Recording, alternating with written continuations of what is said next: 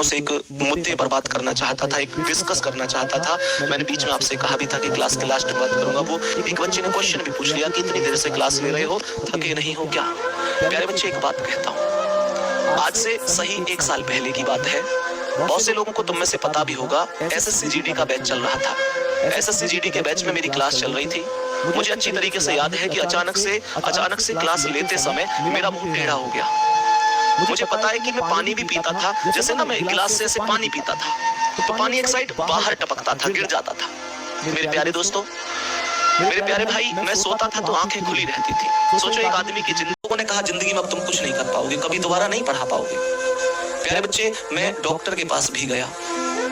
Doctor के पास जब मैं गया तो मैं आपको बताना चाहूंगा कि डॉक्टर ने मुझसे ये कहा था कि इसे लकवा बीमारी कहते हैं और ये बीमारी ऐसी होती है कि ये लगभग 4-5 महीने से पहले ठीक नहीं होगी। उन्होंने मुझसे कहा था कि हमारे पीढ़ी दर पीढ़ी डॉक्टर हैं, बहुत सारे लोगों को देखा है, लेकिन ये बीमारी ठीक नहीं होती है। इस बीमारी में लगभग आप लोगों को मतलब 4-5 महीने का समय लग जाता है।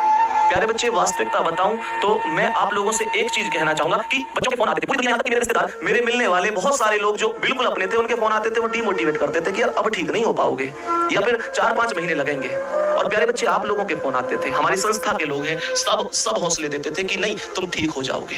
अंकित सर कहते थे तू शेर है मेरा, बिल्कुल ठीक हो जाएगा। प्यारे बच्चे, मैं तुम्हें एक बात बताऊं, डॉक्टर ये कहता था 4-5 महीने लगेंगे। मेरे पास बच्चों के फोन आते थे कि भैया मेरे पास 10-10 रुपए करके मैंने कुछ रुपए इकट्ठे किए थे, गुल्लक में इकट्ठे किए थे, हमने गुल्लक फोड़ दी, मंदिर पे जाके प्रसाद बांट दिया, हमने आज चादर चढ़ाई है, मंदिर पे जाके प्रसाद चढ़ाया, तुम ठीक हो जाओ बस। प्यारे बच्चे, मैं तुम्हें वास्तविकता बताऊं कि मात्र 15 दिन बाद मैं दोबारा से बोर्ड पे खड़े होकर क्लास ले रहा था। मुझे याद है जब मैंने डॉक्टर साहब से कहा था कि डॉक्टर साहब मैं ठीक हो गया 15 दिन में, तो उन्होंने मुझसे कहा था यार ताज्जुब की बात है, इस बीमारी को सही होने में 4 महीने लगते, तुम 15 दिन में कैसे ठीक हो गए? मेरे पास बस एक जवाब था, डॉक्टर साहब तुम मुझे दवा जरूर दे रहे हो, लेकिन मेरे प्यारे बहन भाई मेरे लिए जितनी दुआ कर रहे हैं ना, आप ऐसे समझो कि दवा से बहुत बड़ी चीज है दुआ। सोचो उस बच्चे को, वो तुम ही तो हो, वो तुम ही बच्चे हो बेटा, तुम मेरे लिए, तुम RWA के लिए। मेरे प्यारे दोस्त, एक बात बताओ कि तुम 10-10 रुपए, मुझे पता है गरीब घर में अगर बच्चा है, स्टूडेंट लाइफ में जब उसके पास आमदनी का स्रोत नहीं है, वो 10-10, 100-100, 20-20 रुपए करके इकट्ठे करता है। तुम्हारा टीचर बीमार हो जाता है तो एक फैमिली की तरह, एक परिवार की तरह प्यार करते हो, उस गुल्लक को फोड़ देते हो और तुरंत उसके लिए दुआ मांगने पहुंच जाते हो। प्यारे बच्चे, तुम्हारी दुआओं के सामने RWA की मेहनत कोई मायने नहीं रखती। प्यारे बच्चे, हम सच बताऊं तो मैं ये मानकर चलता हूं कि ये दूसरी जिंदगी है। मेरी जिंदगी शायद उसी समय पर खत्म हो गई थी और दूसरी जिंदगी आपने दी है। प्यारे बच्चे, हमेशा आपके काम रहेगी। जो बच्चे का क्वेश्चन था भैया कैसे इतनी मेहनत कर ले, भैया जिंदगी ही आपकी ये वास्तविकता है। मैं तो बिल्कुल बेकार था। सोच के देखो, डॉक्टर खुद कह रहा है 4 महीने लगेंगे, मैं 15 दिन बाद दोबारा क्लास में खड़ा हूं तुम्हारे प्यार से।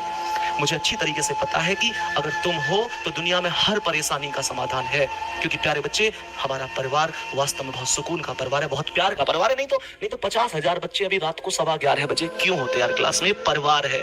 मेरे प्यारे दोस्तों, आपके लिए हम भी मेहनत करेंगे। वास्तविकता बताऊं, बिल्कुल भी आपके विश्वास को टूटने नहीं दूंगा। डेली यूं ही 55 क्वेश्चन कराऊंगा और हर एक कॉन्सेप्ट का क्वेश्चन कराऊंगा। मेरी कोशिश होगी कि मैं 50 से ज्यादा कराऊं। प्यारे बच्चे, जो आपने दिया है शायद उतना तो मैं आपको कभी नहीं दे पाऊंगा, क्योंकि आपने तो शायद जीवन ही दिया है।